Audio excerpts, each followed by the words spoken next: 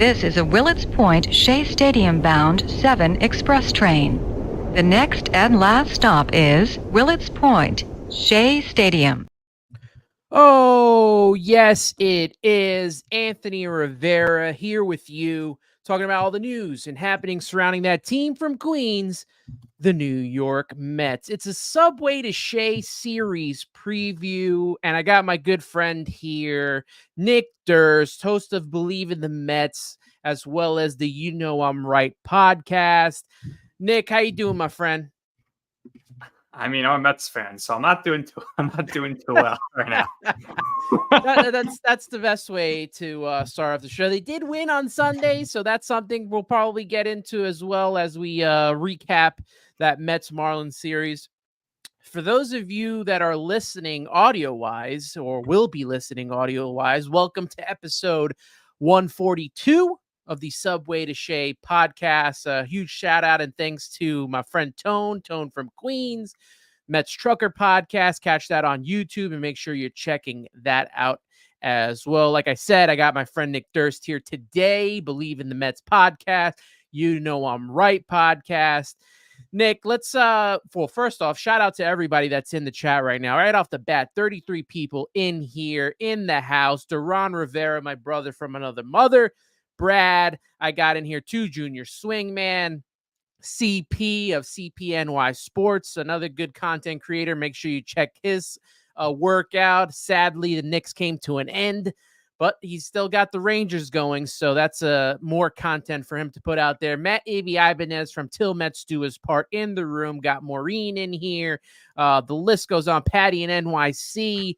Armand, everybody that's in here, shout out to all you guys. And let's get into this recap of what happened this weekend. A very disappointing, to me, weekend of Mets baseball. I said I wanted a sweep, and otherwise it would have been disappointing because the Marlins were in last place. And what did the Mets do? Not only do they lose a game, but they lose the series as they lost 2 games. The Mets barely got out of Miami alive, winning that final game of the series. But you go to game 1, Mets offense just shut out. After that big win on Thursday, after that meeting from Carlos Mendoza, the Mets followed that up with an 8-0 loss. Christian Scott was really not good. I'll say his other 2 starts were way better. 4 innings pitched, 7 hits, 4 earned runs, 1 walk, and 3 strikeouts.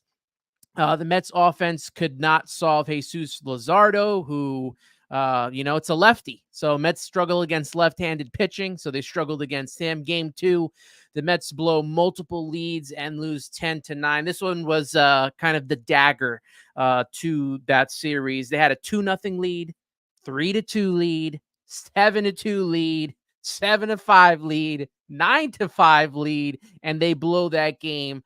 The only positives to come out of that, JD Martinez, Pete Alonso, Mark Vientos, Jeff McNeil, and Tomas Nido each had 2 hits.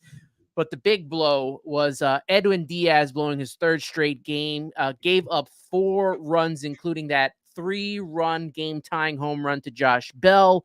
You go to Sunday, and the Mets finally salvaged that one game. They did score some runs there, 7-3. Sean Manaea was great, 5 innings pitched, 5 hits, 2 runs, 2 of them earned, 1 walk, 4 strikeouts. 2 RBIs each from Harrison Bader and Tyrone Taylor, as well as Brandon Nimmo, who had a home run. Reed Garrett to the rescue. We'll get into him because Nick had a great article for SI. He had 2 innings pitched, 1 hit, no runs, no walks, 4 strikeouts, and he earned his 2nd save of the season. Nick, thoughts on this series? We always make fun and we always talk about negative Nick, but there was a lot of reasons to be negative coming out of this series, that's for sure. Well, Luis Severino back to his old tricks. Every pitcher, they just cannot get past 5 innings. It's just so rare. The bullpen's taxed. It's dead. The lineup is awful. I don't know. Maybe it might be time to move Harrison Bader up to the leadoff spot. He's getting hits. He's fast. Joey Wendell's gone, thank goodness. But that's a problem, too, because now there's no backup shortstop. And Francisco Lindor needs a day on the bench because, he got some hits yesterday. He's making $35 million a year. And he's showing you this weekend why he's not worth any of that because he's playing good defense, but he's not getting hits. The lineup's just a disaster. Our main guy, who's supposed to be setting the table, getting on base, is leading the team in RBI. He's batting third now. You're getting nothing from Lindor. Pete's average is still down. Obviously, the power numbers are still there. Jeff McNeil, a couple hits yesterday. Maybe the tides are turning. Tyrone Taylor's coming back down to earth. So there's really not, much to be excited about here. Marte's been solid. Martinez is coming around, which is good. They're both on the bench yesterday, and they win. What does that tell you? But when you got games with like your number 4 hitter and DJ Stewart's batting under 200, your number 2 hitter and Pete Alonso's batting 200, your number 1 or 3 hitter and Lindor is batting under 200, that's all you need to know about this team, coupled with the fact that the pitchers are pitching 5 innings max. This is a disgusting series to watch, very difficult to watch. And, luckily for a lot of New Yorkers, we had some other big time events to watch as far as basketball is concerned. But watching this team this weekend, that just tells you what they are. And if they can't beat the Marlins, how are they going to beat anybody? I mean, the Marlins are the worst team in baseball, and they made the Mets look like the worst team in baseball. And of course, the big problem, obviously, is that Edwin Diaz, he's back to his Ed Luz Diaz form of 2019, where he's just giving up home runs.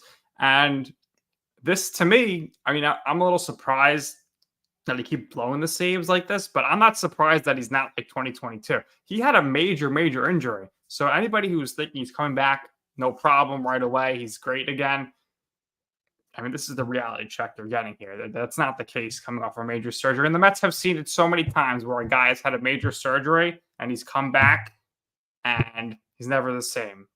Thoracic outlet syndrome surgery with Matt Harvey, ring a bell. This is what happens with these serious injuries to pitchers. And we're going to dive a little deeper into Edwin Diaz shortly. Just want to hit the comments up here. Patty said it right correctly. I wasn't worried about the Marlins, and then, head and face. Look, I said I would not accept anything but a sweep from the Marlins. It didn't happen, and to me, it was unacceptable to lose this series. Look, I'm as positive as they come, but we are mid-May, and this team is still just floundering around here, and you're expecting the fans to be positive, and I can't get on them. I don't tell people how to fan. But like, this team has not shown that they are ready to take it to the next step yet. And you're supposed to have a group of guys here, and we're going to get into the core a little bit later. They're underperforming to high levels, and it's very disappointing to see. Junior Swingman saying Marlins always give the Mets fits. They always do, even when they are the worst team in baseball, literally. Worst team in baseball. Shout out to Yuki Matsui in the chat. Appreciate you, my friend. Good to see you in here. Duran Rivera also bringing up the point that I left out there. Glad he did. About 12 guys on the team have the flu. Maybe that's why they're playing like crap. But, I mean, we're looking it's been lately, right, that they've been sick. Lindor was sick. Nimmo was sick. Martinez was sick. But, like, for a month and a half now, like, the entire roster – we're getting more contributions from guys like Bader and Tyrone Taylor.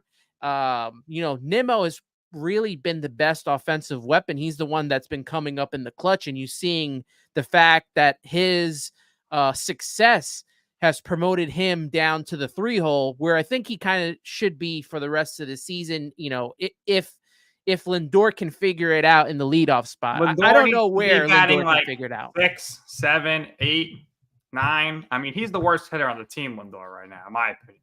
So that's I think he's batting like 190 at this moment in time. Maybe he got it back up to 187, I think. Maybe 190 after yesterday. I mean, that you can't just do every day, first of all. But running him out there batting 1, 2, 3, he's killing the team. And it's a collective effort, obviously. But, I talked to you about this previously in your Twitter Spaces, but everyone's giving crap to Pete Alonso for his bad average. Looks like he's pressing at times.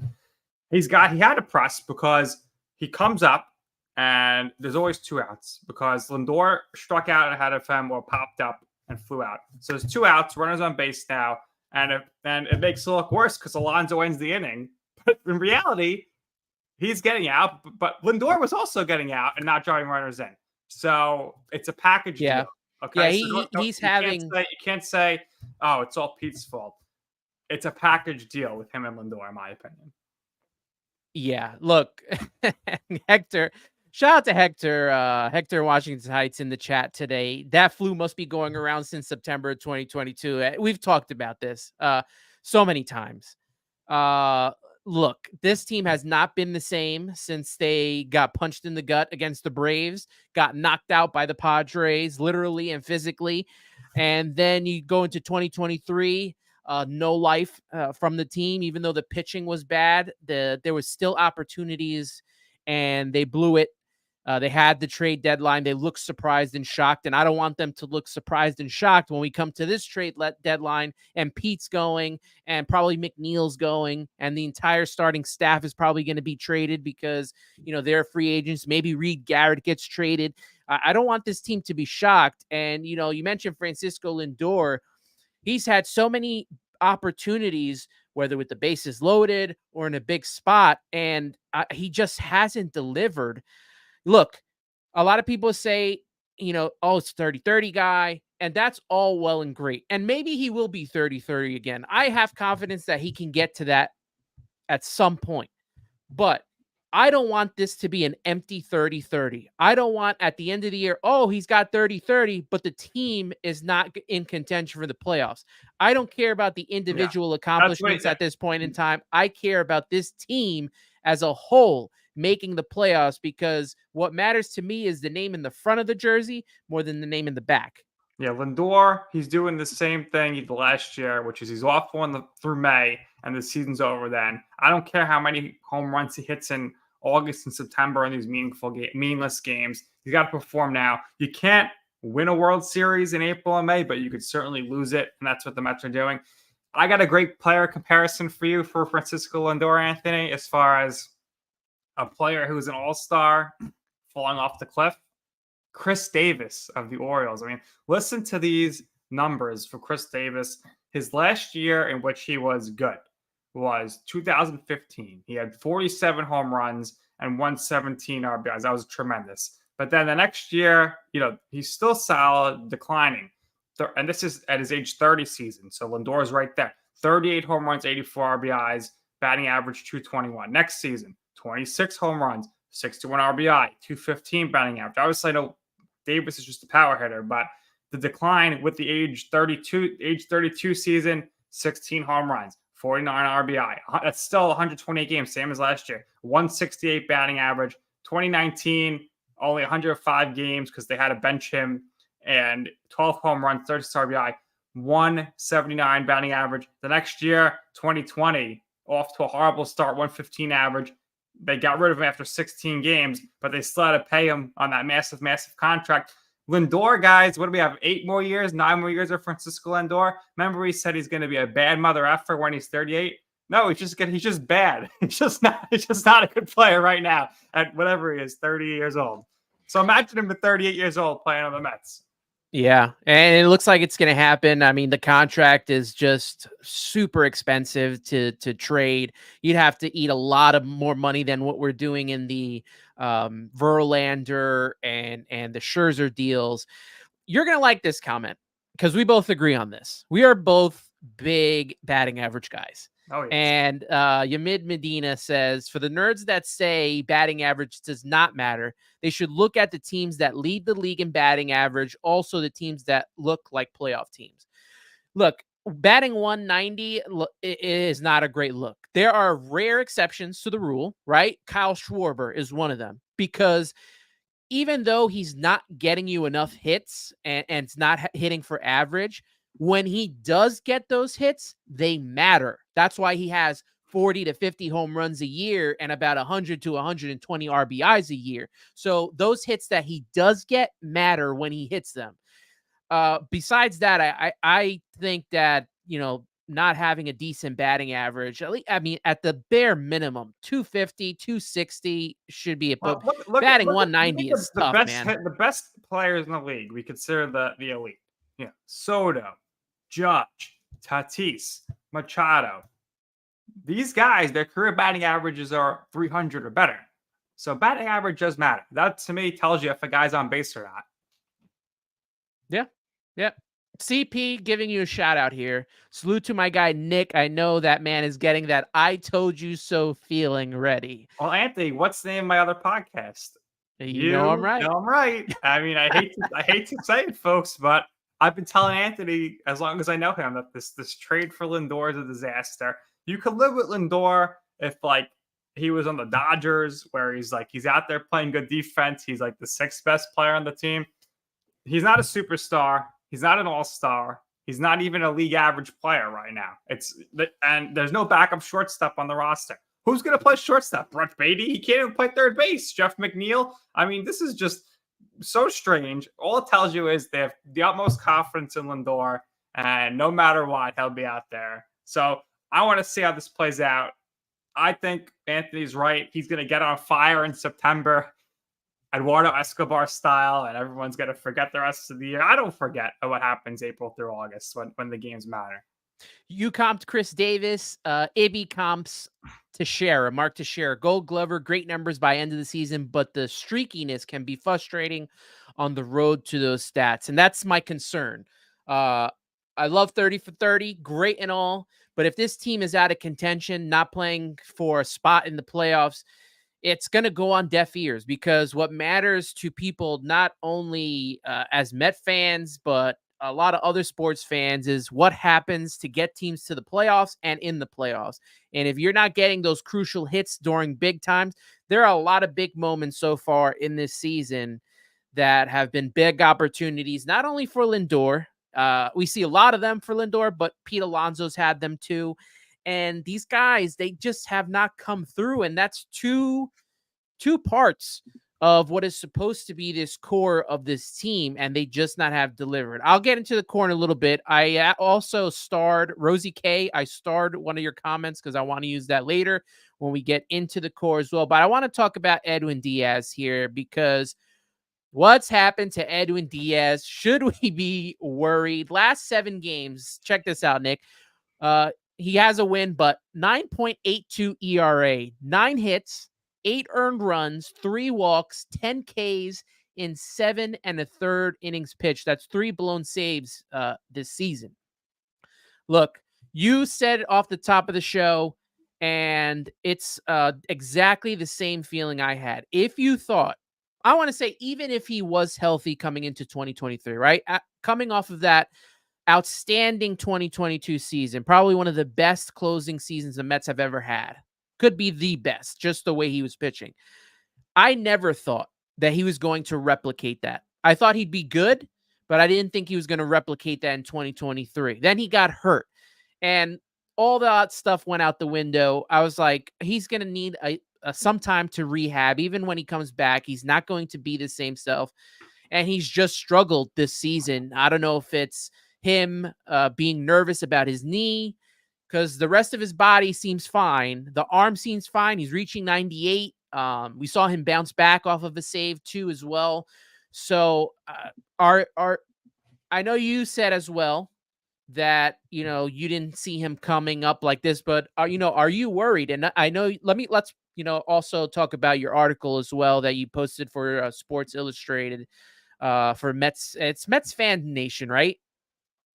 Under Sports Illustrated. So it's Inside the Mets. Inside the Mets for Sports Illustrated. You get Pat Ragazzo, you got my guy Nick Durst, and he talked about, maybe dialing it back on Edwin Diaz and putting Reed Garrett in the closer's role. And that's what it seems like they're doing here now. Make sure you check out that article from Nick. But should we be worried, man? Are you worried about this at all? Obviously. I mean, he's cost them like 4 or 5 games. They got the win the other night where he blew it and they win 9 extra innings. But I mean, it's very concerning that he keeps blowing the saves. Listen, he said he's not going to be the closer right now, which kudos on him, kudos to Mendoza. But I'm even more worried about a closer by committee, because I can smell it right now. The series against Cleveland, where they're going to go to the 9th inning. Adam Ottavino's coming in for the save, and he's going to walk the park, and they're going to lose the game, and Ottavino's going to blow the game. So if anyone's going to be the closer right now, it needs to be Reed Garrett.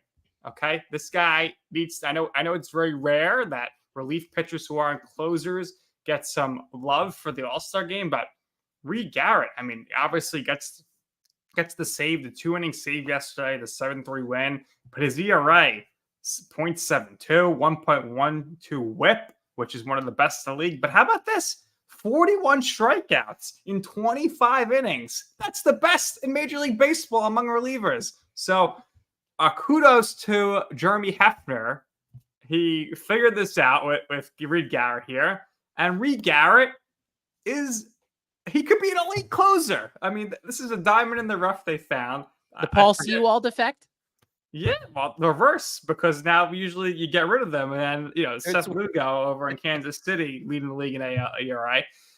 But this worked out here, so hopefully Reed Garrett could be the closer if Edwin Diaz is going to be the closer, and Jeremy Hefner, who is apparently the pitching wizard. He goes through every regime change. Doesn't matter who the coach is. His third manager here. He needs to figure everything out. Edwin Diaz. Right now, Edwin Diaz's biggest problem, I think, is a lack of confidence. I think it's all in his head mentally right now. I really think so. And that's why he's not able to throw his hard pitches, his great pitches for strikes, and he falls behind in counts, elevates the fastball, and it's over the fence. Yeah, he's relied less on the fastball this year, throwing more of the slider.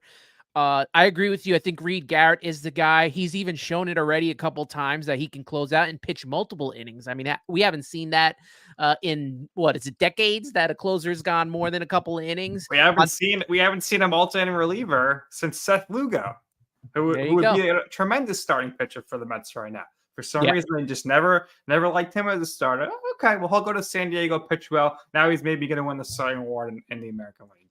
I feel like the Mets are more, more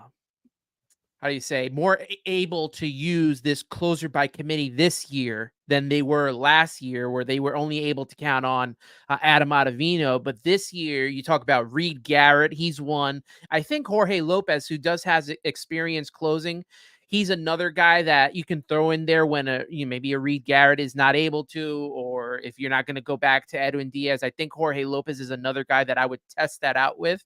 He's come into a couple of games, and I think he's better off than an Adam Ottavino is.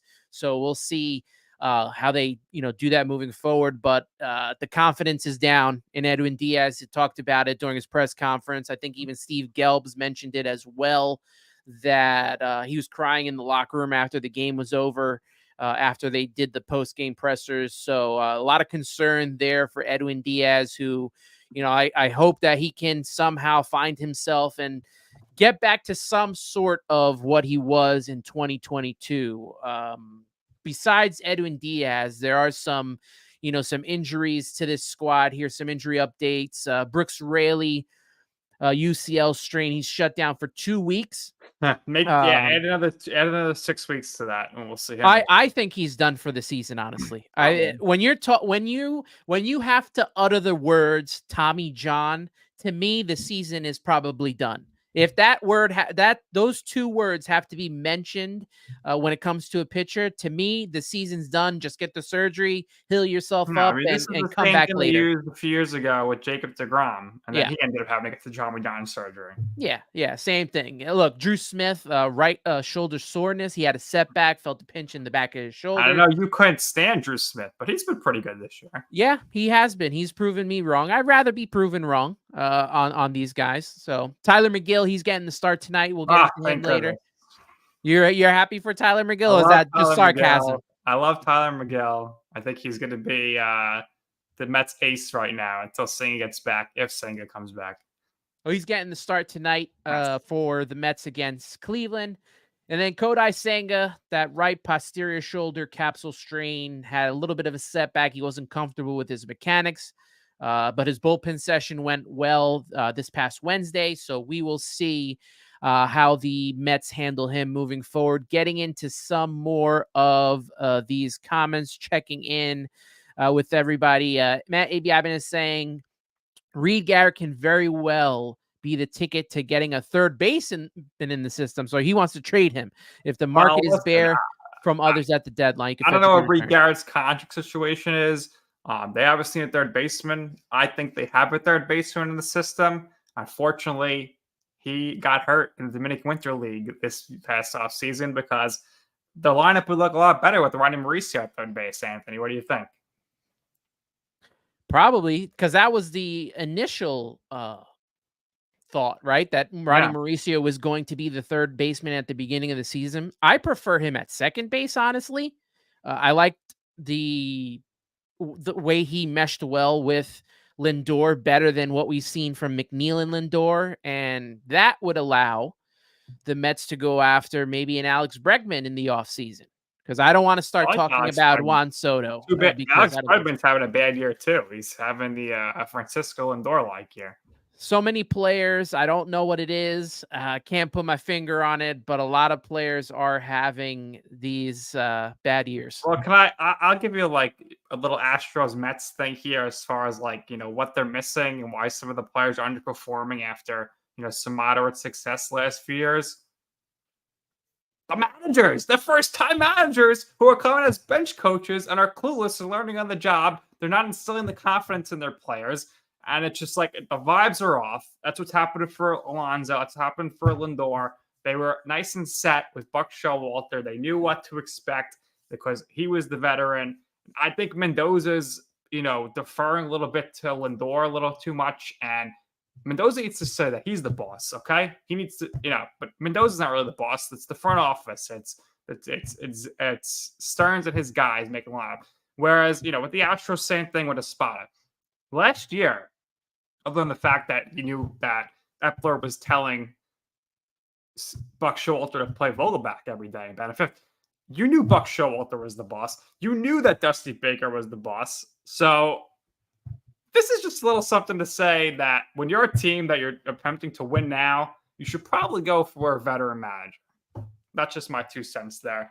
And when I mentioned Billy Epler, something that came to my mind is we were talking about Diaz a second ago with the injuries. No, Billy Epler, right now, he would not have hesitated to put Diaz on the injured list and get Diaz a mental break because, Billy Epler loves the injured list. Yeah, he does. And part of the reason why he's not on this part of this front office is because of the way he handled that list, and that got him shipped out of here. Talking about shipping Mets out of here, let's talk about Pete Alonso. All right, this whole Pete Alonso saga that's been going on, and he was offered an extension last summer. So we are hearing from Joel Sherman of the New York Post for 7 years, $158 million. Let's preface this by saying this is what other first baseman's gotten, the top first baseman, right? Matt Olson from the Braves, 8 years, $168 million. So that's 1 more year, 10 more mil. Freddie Freeman of the Dodgers got 6 years, $162 million from the Dodgers. So I think Pete right now, who is suffering from Confortoitis, because we know what happened to Conforto in 2021. I think this is going to be a mistake for Pete not taking this deal if he continues to hit as bad as he's been so far this season. I don't see, even if he did have a good season, he was never getting 300 mil. He was never getting more than Aaron Judge. He may have gone to me between, I'm going to say 175 and 215. I don't know how you feel on that, but I know you were on top. I put a question here. If this continues, do you trade Pete Alonso? But I think you were already on top of trading Pete Alonso when we've talked in past podcasts. What are your thoughts on the deal that was offered and what he should be getting? Well, listen, I think maybe Pete's regretting that now, but that's probably why he fired his agent. Maybe he wasn't happy with maybe the agent advised him, don't take this contract. You're going to get $200 million in the offseason. Okay. And then he hires Boris last offseason. So we'll see what happens there. So, don't blame Pete fully. He's getting an advice for his agent. His agent gets a big commission. Okay. So an extra $25 million is a lot more money in the agent's pocket. So let's keep that in mind. But Pete Alonso, I thought he should have got like a deal like 7 years, 8 years, 200 million. I mean, nobody in the span of his career from start to where he is now in the MLB has more home runs. He's up there in RBI. He's right behind Ryan Howard in the fastest to whatever amount of home runs he has. I'm very against trading Pete Alonso because, number one, if things continue right now, his value is at a low. So what are you really going to get for him? And number two, the Mets need young players, so they need to develop players. If you're trading him now in the middle of the season, like the time to trade it would have been in the offseason. Who knows what you're going to get? Might take the gamble. You need the draft picks, okay? So get the draft pick. I know it's not great, but with the Mets luxury tax situation, unless they finish with a bottom 10 record, which is probably likely, they're going to, again, lose 20 spots in the draft like they did this year, which was unfortunate. I was at 11 picks. So you need those picks, especially with the timeline of this Mets team being like 3-4 years away. So I want to keep him. But number two, the main reason to keep him, I think, is because, what is this team without Pete Alonso? He's the star of the team. Hold on to him now. If he has a bad year, you could sign him for less money in the offseason. It's not all of a sudden that he can't hit. It's not that the tools aren't there anymore. He's still the best player on the team. It just right now he's off to a slow start, but the power numbers are going to be there. I think ultimately he's got to get his average up. I mean, that's the key, but he's going to have the home runs. He's the face of the franchise. You got to sign him because it means a lot as far as what it can mean for historical perspective. He could be the greatest Met of all time. But I know your counterpoint, you kind of switched on this, is like, just trade him. I just want to win a World Series. I want to keep him, but do I think David Stearns is going to trade him? Absolutely, 100%. He has no ties to Pete Alonso. He will definitely trade him if the offer's right. Well, I want to keep Pete too. I don't want him traded, but it seems like the writing is on the wall for this to happen with the way this team's been played. And a lot of people, I posted that this roster is going to get Pete traded because of the way they've been playing. And they're like, no, Pete's going to get Pete traded by the way he's been playing. Both are right. None are wrong. And look, Ibby says, the Mets need Pete's power badly, but Pete is lacking to realize he needs the Mets' money. If the Mets bow out and say deal him, he is getting humbled big time in free agency. And that's because of what Maureen is saying. Boris is screwing his clients, and he did that this whole offseason. People are on the Boris, his antics already. The owners are not falling for what he used to spew like in years past. Yeah, so and it's just baseball's different. Then. Say that again? That's better for the Mets then. Oh, no, absolutely. Yeah, it's better for the Mets. I wouldn't give Pete crap about him signing Boris. Like, let it play out. Obviously, wasn't happy with his last agent. And Boris had a bad offseason. But the Mets have made deals with Boris the last few years. So I wouldn't be scared about Boris. Yep. Nimmo, Diaz, Scherzer. They signed a whole bunch of his players as well. So I don't know what the return is for Pete Alonso, but all I know is that they don't have a way to replace him right now, because if you've got to put Vientos at first, we'll put Beatty at third, add up the two of their numbers, home runs and RBI this season, they will not match the production of Pete Alonso. So then you're at a point where if you're trading Alonso, you still got to sign a free agent first baseman next offseason. So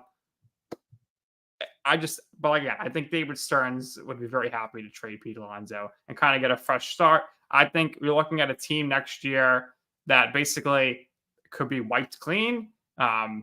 If Stearns can get a taker from McNeil, he'll trade him. If he could get a trade for Brandon Nimmo, he would. But again, 6 years left in the deal's a lot. The only guy that's a lock here outside of Francisco Alvarez to be back next year is Francisco Lindor because of his contract. Everybody else, I think David Stearns would have no issue getting rid of and discarding. Well, Rosie K does not want to build around Lindor when Stern, I guess, tears his team down. He's not the guy. Look, Stearns has no attachment to any player on this roster right now. Obviously, he's saddled with the Lindor contract. So that's that. But I like what Hector said. If I could pull that tweet back, that post back up. If I'm Stearns, Lindor is the guy I'm trying to move the most at the deadline, not building around. My building blocks from the guys here would be Alvarez and Nimmo. I'd keep Pete at the right money, and that would. I mean, I think that would probably satisfy a lot of Met fans to do that. Look, if you trade Pete at the deadline and this team is dead, you can pretty much make sure that you are losing the most amount of money because no fans are showing up to any of these games. They're not showing up now. They're definitely not going to show up if this team's out of it again. And I don't want to receive another letter from Steve and Alex Cohen telling me, they're sorry for what has happened and that they had to trade at the deadline. I don't want one of those letters again. Yeah, I'm not going back to the stadium. I said when I left the wild card game 3 to my friends and my sister, I said I'm not going back until this team makes changes to their offensive roster. And they haven't still. It's the same thing, just the same crap. They're going to miss the playoffs this year.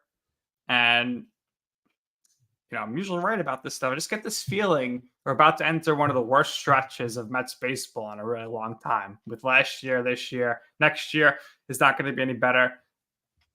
Obviously, money is there, but what is going to entice a big marquee free agent like a Juan Soto to come to the Mets? Why would you want to sign with the Mets to become in 3rd or 4th place? I get the money's there, but these players want to win too. And the Mets, okay, we're going to get rid of Alonso. And then we're going to still always question marks with Beatty and Vientos. But we'll bring in Juan Soto and pair him with Francisco Lindor, and that'll solve the issues. No, the Mets are not one player away. You want to sign Soto, I think you got to sign him with Pete Alonso to make the lineup better. I wouldn't say, we don't need Alonso. We'll get Soto. Soto alone is not going to do anything for this Mets team. Look, I'm so sick and tired of people posting tweets about having to sign Juan Soto. We're going to get Juan Soto because we have the most money.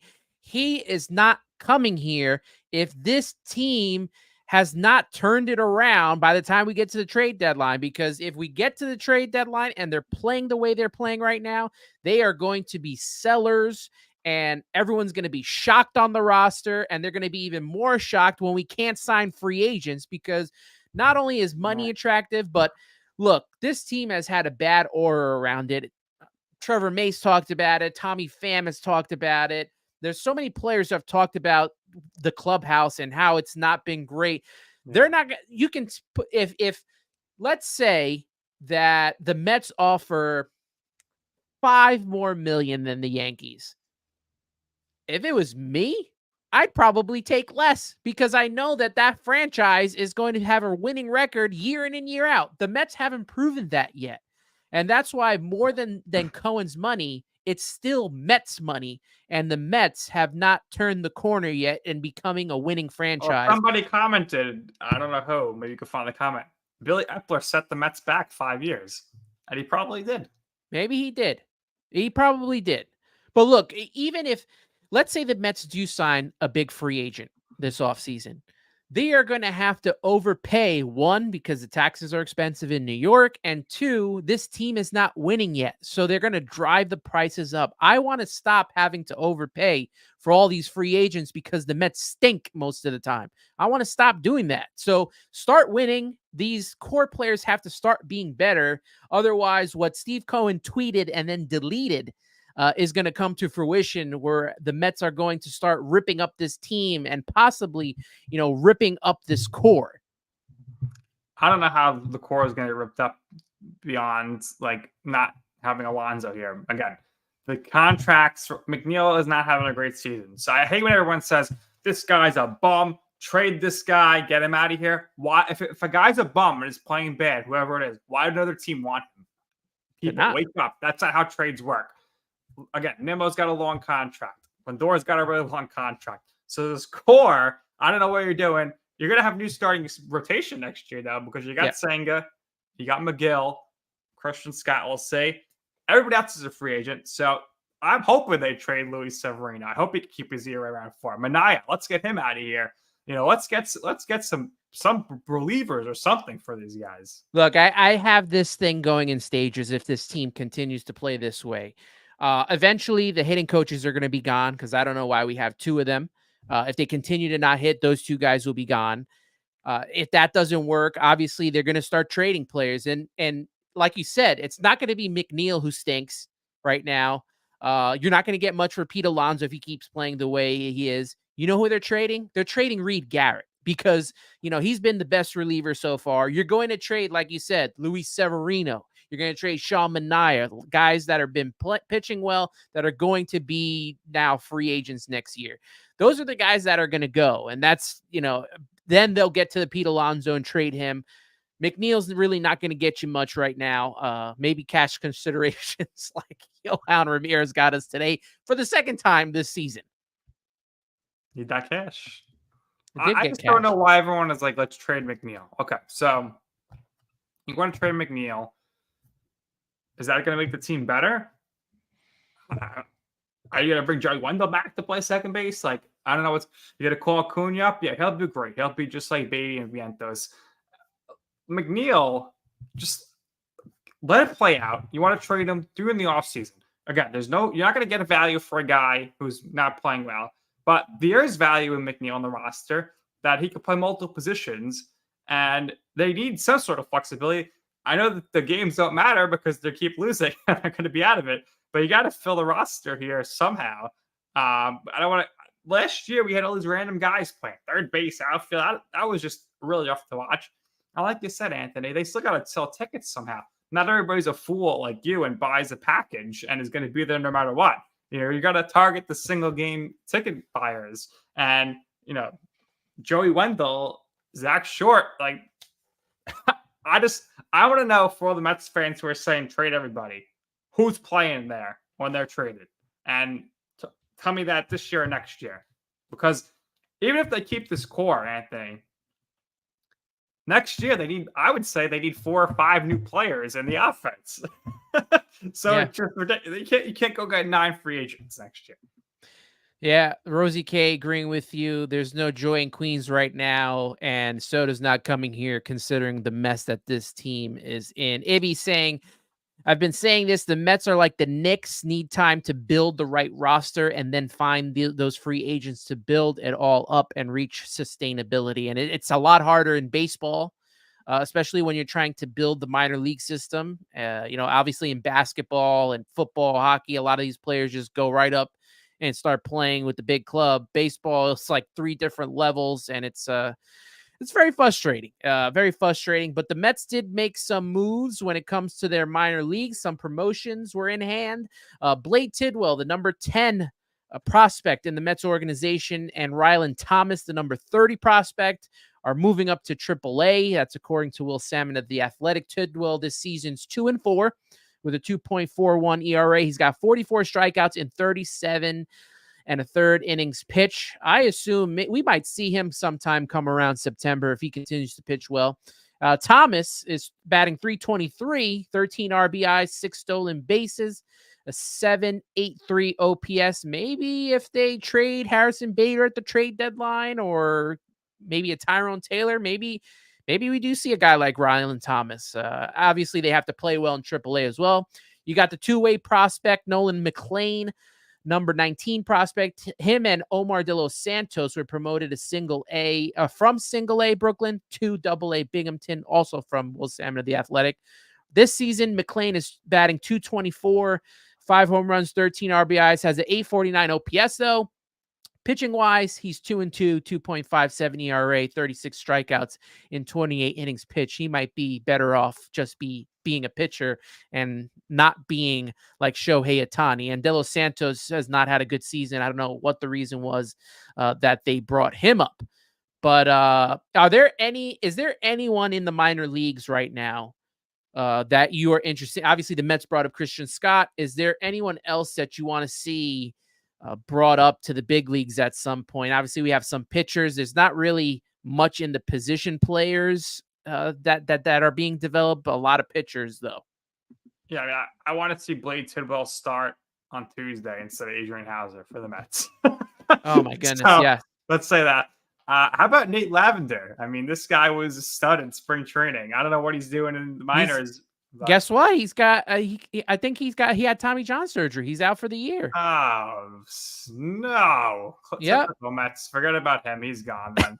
How about Sprout? He looked good in the Futures spring training games. So he did. Brandon Sprout will get him up. I don't think we'll send these guys. We'll see some bums along the lines of like a Jose Budo. I don't want to say bums. They're professionals. They're much better than the average human, but it'll be some guy who's going to make no impact to fill out the roster. I don't think you'll see any like a Tidwell or anybody because they'll just hold them until the season doesn't matter, or just wait because of the arbitration stuff next year. But position player wise, I don't know where they play him right now, but I want to see Drew Gilbert on the major leagues this season. But nobody's been hurt, so yeah, Gilbert's been hurt. Jet will it's like we're dealing with the Knicks in the minor leagues, though. Everyone's hurt. I don't think Jet Williams is ever going to amount to like a crazy, stud at center fielder like he's hyping himself up to be. But I don't know. I don't think Acuna's ready either. So yeah, it just doesn't seem like these guys are just ready yet. So we might have to deal with this for a full season, but it's up to the core players to be playing well. I got some breaking news on Kodai Senga. Oh boy, from Tim Healy. He says that Kodai Senga experienced trap tightness, so that's a new thing, yesterday, and did not throw his bullpen session, Carlos Mendoza said. I hope he can throw a bullpen by the end of the week. I'm going to say it right now, folks. Kodai Senga is out for the season. He will not pitch for the Mets this year. Oh, you can really not make this up, man. I got nothing. Honestly, I just got nothing at this point anymore. And these guys, the thing is, these guys don't pitch a lot of innings. Like back then, obviously Tom Seaver's pitching 9-10 innings. Doc Gooden has a complete game almost every other game. And then Ibby. The good news is he won't have the numbers to hit that opt-out. So maybe we will see him next year. Rosie K agrees with you. We're not seeing him this year. Also, good point mentioned by Stevie Mack. He goes, dang, Brooks really screwed everything by getting hurt. He was one of our only shiny trade pieces. The Mets are man, they're in some tough situation right now, but we still have a series to get to. So let's get to the series preview against Cleveland. I got the pitching probables up here. Tyler McGill going in game 1 up against Ben Lively. Tyler McGill obviously only had that one start, 0-1, 2.25 ERA. Ben Lively 2-2, 3.06 ERA. And then, usually every time I have a guest come on, I have them tell me which pitching matchup they're looking for. But this is a different scenario. This is the pitching matchup of the year. Tuesday. Adrian Hauser, 0-3 with a 7.44 ERA, going up against our good old friend Carlos Carrasco, 2-4 with a 5.16 ERA. Mark it down, and I think Hector mentioned this in the chat. Carrasco is going to have one heck of a game against this Mets offense, that's for sure. And then you got Jose Quintana, 1-4 with a 5.21 ERA, going up against Tristan McKenzie, probably the best pitcher of the batch here, 2-3, 3.23 ERA. Nick, what you got for me on this, man? Well, I mean, if I'm using common sense, the Mets are going to get swept. But I think they'll win tonight. Tyler McGill's big return, or at least they're going to be close to winning, and then we'll see. We'll see if maybe Adam Ottavino comes in the game. So I'm going to say the Mets win tonight. Somehow they squeak out more runs than the Guardians. 3-2 game, 2-1, something like that. McGill, they probably pull him after 5, so that's a little worrisome. I'm going to say Tuesday, just a disaster, but the Guardians win it. I think Hauser's going to be worse than Carrasco. And I'll say on Wednesday, I think Quintana has a solid start. McKenzie's going to be really good, though. And the Mets bullpen will lose it for them on Wednesday. I think Diaz comes in the 7th inning. He gets roughed up a little. Maybe the Mets then regain the lead. and then I think Adam Ottavino blows the save on Wednesday. So I think the Mets win one out of three, which is what they do every series right now. Mets win tonight. Tyler McGill, big game. Look, we are 50 minutes into the show. I just want to shout out everybody in here. 161 people in this room right now. Shout out to everyone in the chat. Appreciate you all. Make sure you like this video. Gets more eyes on it. Make sure you're subscribing to Subway to Shea. We just got over 400 subscribers right now. Do me a favor as well. Follow Nick Durst at Nick_Durst. Follow Believe in the Mets podcast. Follow You Know I'm Right podcast, as well as subscribe to them are both on. I know obviously Believe in the Mets are on YouTube because I've been on it. But is You Know I'm Right also on YouTube? Yes, of course, of course. Okay, so You Know I'm Right on YouTube, as well as listen to the audio because I'm more of an audio guy. But you can listen to it on audio as well on any of the major audio podcasting platforms. So make sure you check that out. But shout out to everybody here. Some matchups to watch for in this series. I could only find two because a lot of these pitchers have not, seen some of these batters. So I look for the ones with the most at bats here. JD Martinez, who's been hitting really well, 370 batting average, 2 home runs, 9 RBIs, 1.060 OPS in 27 at bats versus Carlos Carrasco. I hope that the poops is out of his system by the time this game happens tomorrow, because I'd really like to see him come up to bat. And then for the Cleveland Guardians, I almost said Cleveland Indians, but the Cleveland Guardians, Jose Ramirez batting .310, only has 1 RBI, but a .769 OPS in 29 at-bats against Jose Quintana. So that's a matchup to watch out for, as well as these two teams face off against each other. And I like to look into who's hot, who's not, which is my ripe and rotten segment of the podcast. Harrison Bader so far, 308 batting average, 5 RBIs in his last 7 games. You talked about him pretty well, Nick. He's coming up in some big spots and delivering for the Mets, which is good to see. My rotten Met so far, he got sent down because of this. Grant Hartwig, 6.75 ERA. He struggled. 6 hits, 5 earned runs, 4 walks. Sent them right back down to AAA, where he belongs. Right for the Guardians, Jose Ramirez, in his last 7 games, 333, because we like that average. 2 home runs, 8 RBIs, 4 walks, 2 strikeouts, and a 1.012 OPS. And then our good old friend, Carlos Carrasco, lands on the rotten list. 5.30 ERA, 41 hits, 22 earned runs, 14 walks, and 25 strikeouts. I just want to say that I think Andres Jimenez is going to have a phenomenal series. And he probably will. Mets fans are going to be saying, we really traded this guy. We really traded this guy and Rosario, who are both batting over 275, for Francisco Lindor is batting out of 200 to give a big contract. We could have just had Jimenez, we could have had Rosario, and we could have signed Corey Seager, who was a World Series MVP. That's the thoughts that are going to be going through my mind watching this series. But Anthony, you think the Mets are going to win the series or not? I'm going to say no. Yeah, I agree with you. I think they take the first game for sure. I that's the only game that I'm more confident in, and that confidence is not high to begin with. So I think they could take the first game. When you throw Adrian Hauser on the mound, I don't know what you're going to get. And for some reason, Hector has now put it in my head that Cookie Carrasco is going to have a good game, and now that's stuck in my mind.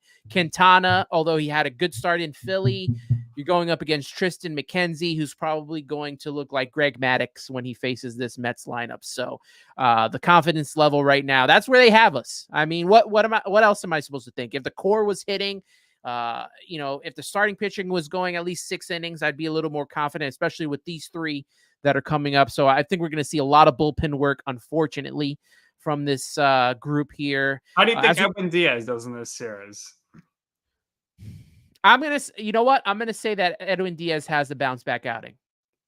Okay. So you think I think he'll have a bounce back outing. Or the 8th inning, one of these? I think it's going to be in the 8th inning. I think he's going to have a bounce back outing in the 8th inning. Or if they put him in the 7th, I think he'll have a bounce back. Because it's been 3 or 4 in a row that he has messed up at this point in time. So I think he bounces back here and has a good game. I think it was. So let me check out some of the comments before we wrap up the show today. CV Mac, maybe the comment of the show. Who did Cohen anger to put all this juju on us? I think this juju goes all the way back to the Wilpons. It's been like this for decades, but it seems a lot worse now that we have been really struggling over the last couple of years as well. Listen, I think Steve Cohen will do whatever it takes, but right now he's being told by David Stearns this is what it takes. We gotta just see what we got. That's why David Stearns is a smart guy. He signed all these guys on 1-year deals. I don't think David Stearns ever really thought the Mets are gonna make the playoffs this year. And his idea was we'll get all these guys on 1-year deals, and then whoever is good, we'll trade him. JD Martinez, he's gonna be traded. If Severino does decent, he'll be traded. Minaya, he'll be traded. He's lefty. If Harrison Bader could be traded. So, you come August 1st, this is going to be a very different team. Very different team. And Mets fans, I know that the Mets are only a half game out of the last wild card right now, as crazy as that is. But even if you come to the trade deadline and they're in their wild card spot or a game back, the Mets are not adding. They're not going to trade their minimal prospects to add to this team. So they're either going to sell or they're going to let it ride out. And this is a Mets team that, and I don't hear about the Diamondbacks. They had great pitching that was dominant, and they had Corbin Carroll, who was an MVP candidate and the Rookie of the Year. This Mets team, if they sneak into that third wild card, they're going to be swept in the first round. 2 games, they're done.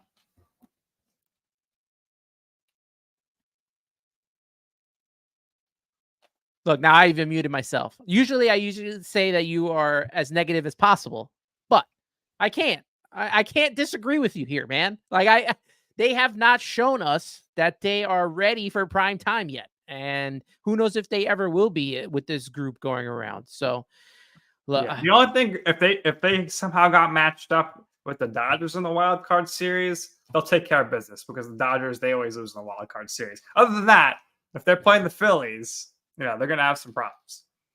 Some more comments here. Duran Rivera is saying today's players won't respond to Billy Martin type chew-outs. They are too pampered, which I agree with. Well, that's why Carlos Mendoza gave his little pep talk like, it's all good, guys. You were great. Go get him, Tiger. Win one for the Gipper. Oh, man. Go get him, Tiger. Patty saying Tylor can pitch his heart out, but if there's no bat and gloves, then oh well. Yeah. I mean, if they're not hitting, they can pitch as well as possible. But if they're not hitting, that's going to be the problem. I know you responded to this comment, but I had to post this as well. He thinks you should. Ibby thinks you should rename the show "Bereave with the Mets." I agree. I mean, if I had the power, I would. But that's it. So look at this Mets lineup tonight, real quick. They're going in reverse order of what, if you're looking based straight at batting averages. The leadoff hitter is batting 197. The second hitter is batting 229. The third hitter is batting 217. The cleanup hitter is batting 315, which makes sense. Then the 5 hitter is batting 265. And then you got the next hitter is 235. The next hitter is 238. The 8th hitter is batting 280. And the 9th hitter is batting 232. So I don't get it. I mean, I think it's time for Bader to go up to the top of the lineup. But Lindor's leading off again. Yikes. He's leading off. He's 0 for 2 in his career versus Lively. And then Alonso's batting second. Nimmo, Martinez, Marte, Beatty, McNeil, Bader, and Tomas Nido. Ugh. That's it, man. That is what this team has come to. Look, Nick, man, I appreciate you coming on the show and doing this with me today and doing it for an hour. I know you had to cut out a little bit early. To let everybody know, reiterate, I did it earlier, but reiterate where they can follow you, subscribe, and all that, all the 9 yards there. All right, please connect with me on Twitter, on X, right here on the screen at Nick_Durst. Then right here, you got my podcast, Believe in the Mets, on all platforms, YouTube, social media. Subscribe, like. Anthony's been on a few times. CP's been on Believe in the Mets, BLEAVINTHEMETS, Believe in the Mets. And You Know I'm Right podcast, multi-time award nominee for the Sports Podcast Group for Best Sports Podcast out there. But it's more than sports, it's entertainment as well. Wrestling, Great show. Go check it out. Really high caliber guests along the lines of Kenny Albert, Adam Schefter, Olympic athletes, Enzo Amore. How you doing? Don't forget, you also had Mike Janela on from the Mets as well. Mike Janela was on last That's week. recently. That is correct. Mike Janela, the Citi Field host, had a great story. He was awesome. Before we wrap up here, once you leave this show, head on over to Shea and Sons. They're doing a live venting session, so you can vent from here now to vent on there, which has probably just got started not too long ago. But make sure you head on over and check them out as well. Like Maureen says, don't forget to hit the like button. Don't forget to hit subscribe. Appreciate you, Maureen. Appreciate Duran Rivera, Junior Swingman, Patty, everyone. Thank you for being a part of this and checking in here. Ibby hopes to link with you soon. Make sure we're trying to get Matt on the Believe in the Mets podcast. You got to, yeah. I mentioned yesterday that there are going to be some changes coming to Subway to Shea, and is going to happen. Not bad changes, but this will be the last series preview that I do live from now on, because the series preview basically takes like 10 minutes. So it's a very much a disservice. This is a disservice to everybody and false advertising that I put that it's a series preview. So it's going to be just the Subway to Shea podcast. Going to do it 2 times a week, Sunday or Monday, which will start the week off, and then Thursday or Friday to wrap the week. You'll be able to, that'll be Sunday, 9 p.m., most likely, Monday, 3:30 p.m., like we're doing today, Thursday, 7 p.m., or Friday, 3:30 p.m. I'll let you guys know, most likely, how it's going to happen. But you'll be able to listen to it on audio form as well. As you know, it's a lot tough doing this on your own. Nick knows as well, and editing podcasts all day and doing all that stuff, it takes a lot out. So I'm trying to streamline a lot of this stuff that I'm doing. I will still do series previews. Those will be a little bit shorter videos that you will catch on the YouTube page, as well as the audio version as well. So you'll get 2 episodes of live Subway to Shea during the week, as well as a series preview for each series, which will be a lot shorter video. So you can find that in the video forms. But that's going to be the changes that are coming to Subway to Shea. Nothing drastic. Just need to streamline the content, man, because it's a lot of work. Every content creator knows that in here. But I appreciate everyone for tuning in. I hope you guys enjoy, or at least try to enjoy. Nick, try to enjoy this Mets game tonight. Your boy Tyler McGill's pitching, all right? Well, listen, Try to enjoy it. I'll check in on McGill. I'll probably be a little more locked on Wednesday Night Raw, but McGill's going to have a good start, folks. Get on the Tyler McGill train. Get on the Tyler McGill train. But for Anthony Rivera, for everyone in the chat, all 166 of you, I appreciate it.